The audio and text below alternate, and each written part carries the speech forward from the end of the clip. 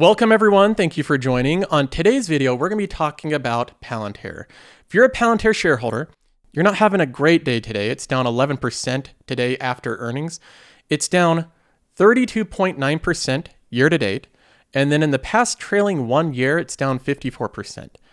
Now, this has been a rough ride for Palantir shareholders. And rather than try to cheer on the stock and do what a lot of other YouTubers do where they get out the pom-poms and cheer on the stock, or rather than trying to just be a bear and highlighting everything bad, my goal in this video is to give you the most unbiased, holistic take on why this company's selling off. Why is this happening? We're going to be going over the company, reviewing it, its fundamentals. We're going to be going over its growth prospects and trying to look through the earnings report and see why this company's selling off. They just announced their earnings today. The very top level highlight is they beat on their revenue, they missed on their earnings per share. But there's some other important details that I think shareholders need to know about that I don't think gets highlighted enough with Palantir. I see so many videos covering this company and they tend to avoid a few things, and I want to highlight them here. So in this video, we're going to be going over Palantir, the bull case, the bear case, and how I view it right now. A year ago, I made a video called Why I'm Not Buying Palantir. That was a year ago. The company's price has fallen over 50%, now around 60%. The price to sales ratio at the time that I made that video was a 45 forward price to sales. 45. Now Palantir trades at like an 18 forward price to sales. So in terms of valuation, the company's much more attractive than that video. But this will mark the first update from that video a year ago on Palantir. Now, as always, if you like this type of content, be sure to like the video. It helps spread it to other people so they can enjoy it as well. Now, let's go ahead and jump right in. Part of my suspicion of why Palantir is selling off has nothing to do with the company itself or its earnings report. In fact, I think a big part of why this company is selling off is something that I see across the board with these type of companies. For example, I track the Story Fund here. This is one of my two portfolios that I track. The Story Fund I track every single week by week, and I give constant updates. And I'm going to be tracking this until 2025. That's when I'll see if I outperform the S&P 500. In the Story Fund, I have lots of companies like Netflix, software companies in the United States, just like Palantir, Google, Amazon, Alibaba, Microsoft, Apple, Salesforce, Spotify, Adobe, Atlassian, Facebook, and Twilio. All of these companies have something in common. They're tech companies, they're growth companies, and most of them trade at a higher multiple. These are the type of companies that aren't doing well over the past year. High multiple growth companies. They've been selling off across the board like crazy. And it almost doesn't matter which ones you pick. All these companies have different products, different services, different market positions. They have different competitors and different risk factors. They're all different companies, but they all have that similarity. They're high multiple growth companies, and those have been punished over the past year. For example, if we compare the Story Fund's performance here in blue against the S&P 500 in red, you can see where things started to fall apart for these type of companies. It was November of last year where it really started to trade down. That's where these high multiple growth companies really started to get punished. The S&P 500 is falling as well, but just not to the same extent. So simply put, high multiple growth companies are not doing well in today's market. And I think that has to do with inflation and the Fed raising interest rates and all that stuff.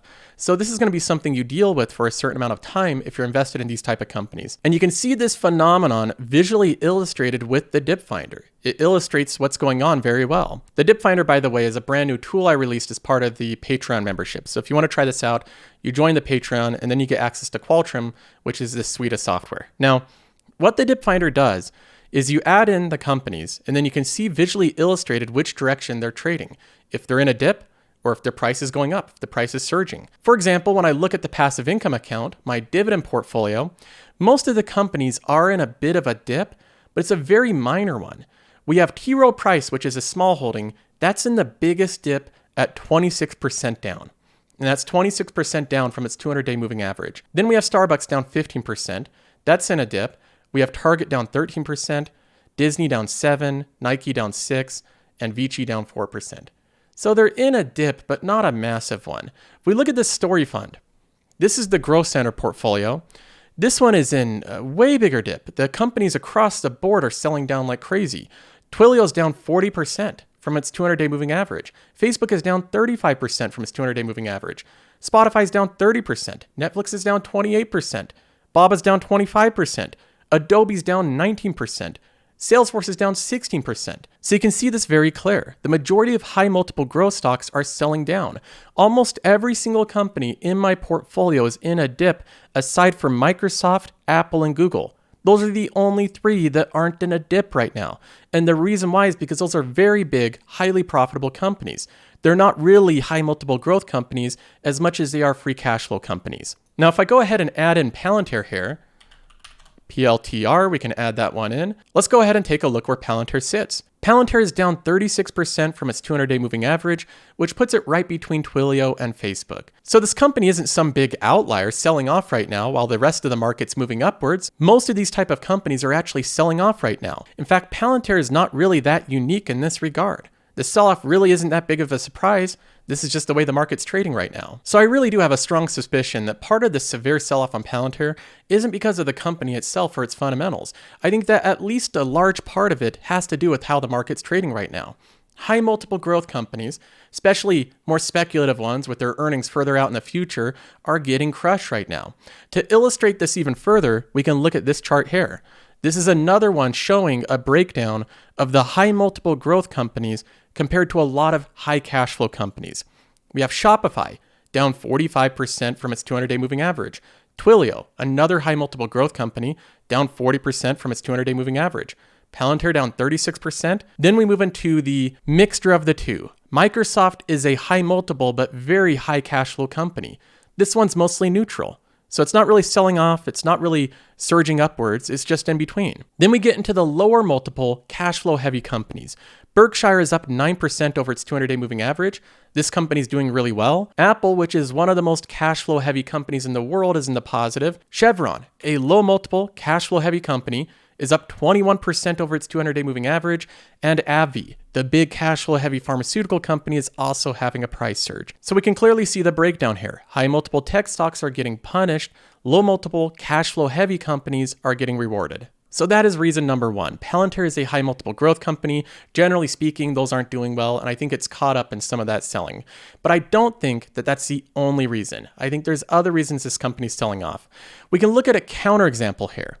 Snowflake is a high multiple growth company. In fact, this is the highest multiple growth company. It trades at a price to sales of 89. A price to sales of 89 is incredibly expensive.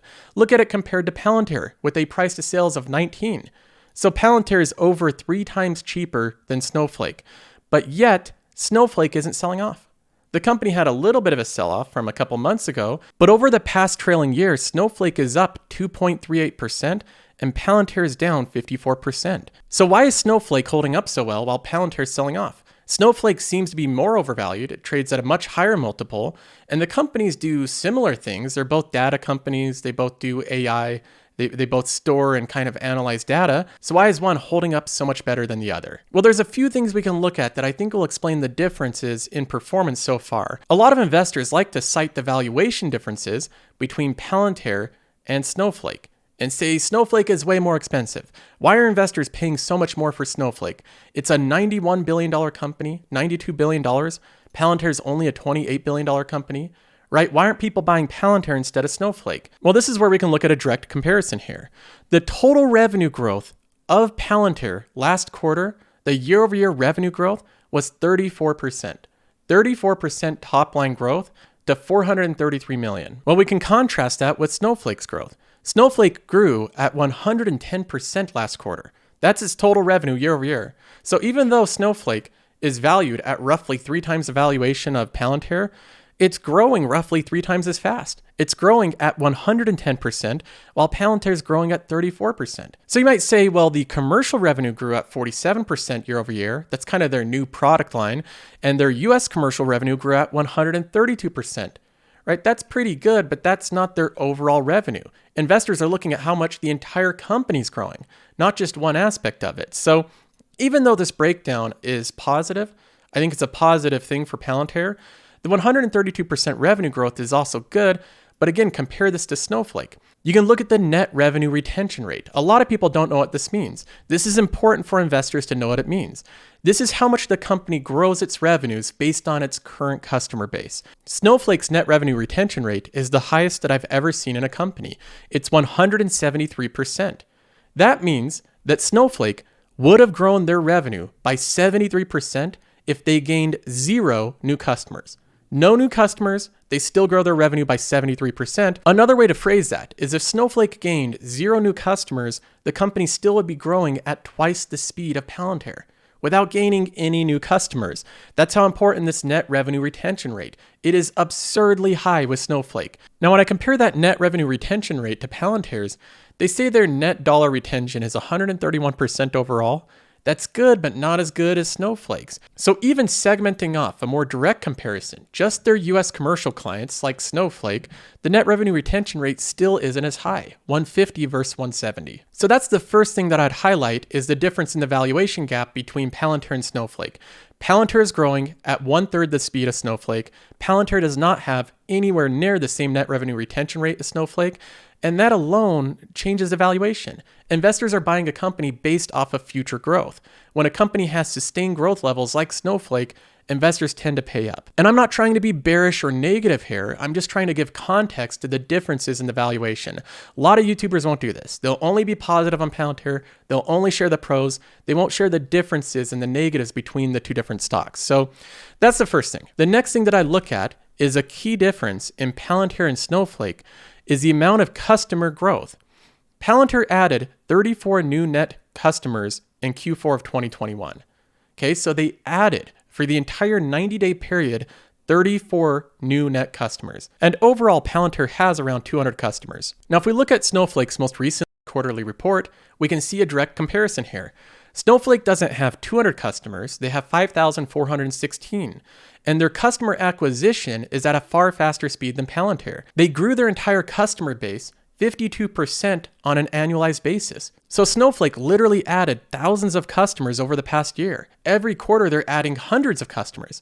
Not 34, they're adding hundreds per quarter. And if we look at the more valuable customers, the ones that are at least at a minimum paying them $1 million per year, they also have 148 of those alone. Those very valuable customers. They grew this number by 128% year over year. So this is another thing you have to know. Snowflake is growing its entire customer base, both the very valuable customers and the less valuable ones, at multiples faster than Palantir. It's simply growing its revenue and its customer base at a much higher speed. So when everybody on social media is making the comparison of Palantir to Snowflake in terms of valuation, saying that Palantir is so much cheaper than Snowflake, look at the price to sales of Palantir compared to the price to sales of Snowflake, as an investor, you have to ask the question, why?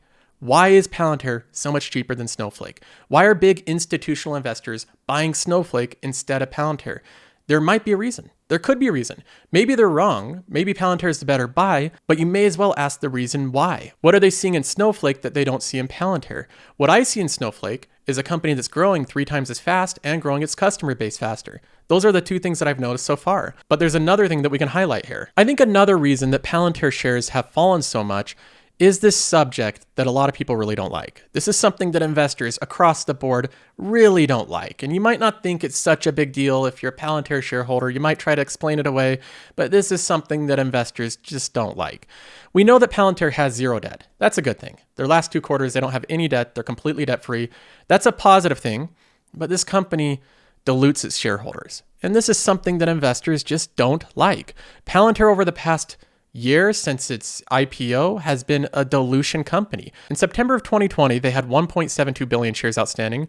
Then it went to 1.79, 1.86, 1.93, 1.99. Now, of course, we know what this means for investors. As this number goes up, the total shares outstanding continue dilution as they do stock-based compensation.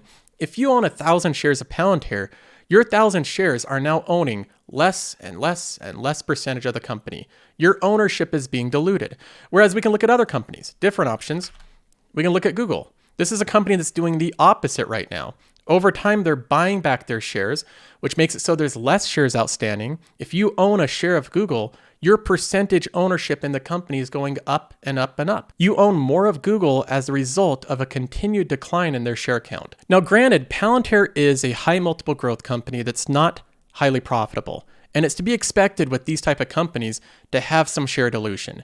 Snowflake dilutes shareholders as well. That's something that I don't like about Snowflake. They do it as well as Palantir because most companies in this phase, in this stage, do dilution. But what I'll mention is Snowflake doesn't dilute at the same rate as Palantir. They've been diluting around 2% quarterly, adding around 2% to their share count.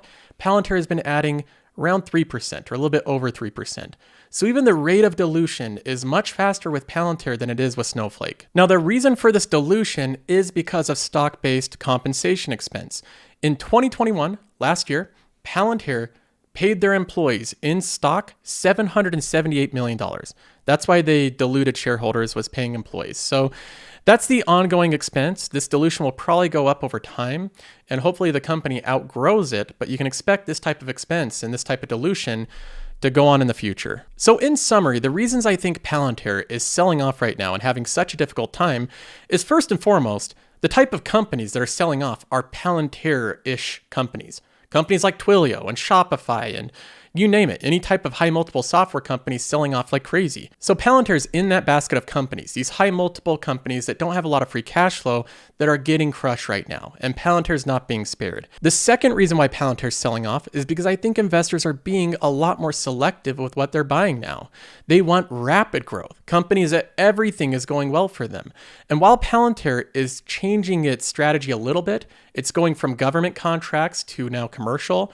It's a little bit more unproven for them. It's just a new venture. Companies like Snowflake have been doing that for years, and they're growing their customer base at a far faster speed than Palantir. So investors are being very picky, and Palantir really needs to crush it. They really need to prove themselves for investors to jump back on board. And then I think the third reason why Palantir is struggling right now has to do with dilution. Anytime a company is issuing more and more shares, it puts downward pressure on the share price. A company that does massive share buybacks and is continually buying back its shares like Apple or Google, that every time someone sells a share, Apple's there to buy that share and get the share count down, that company has massive upward price pressure. So Palantir is putting downward pressure on their share price as they issue more and more share compensation for their employees and as they continue to raise that number. And those are the three reasons I think the company's struggling right now. Now, having said that, as of right now, with this massive sell-off over the past year, I think Palantir is currently undervalued. I really do. I think the company is trading at a pretty attractive price right now. It trades at a price to sales of 19.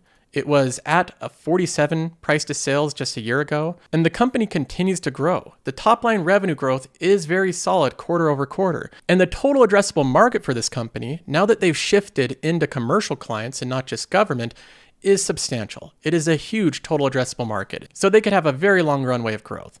In terms of buying the stock right now, I'm not going to be buying it. I have other bets that I'm doing, but I think it is a pretty good bet. Just know there's no guarantees. Palantir trades at an 18, 19 price to sales.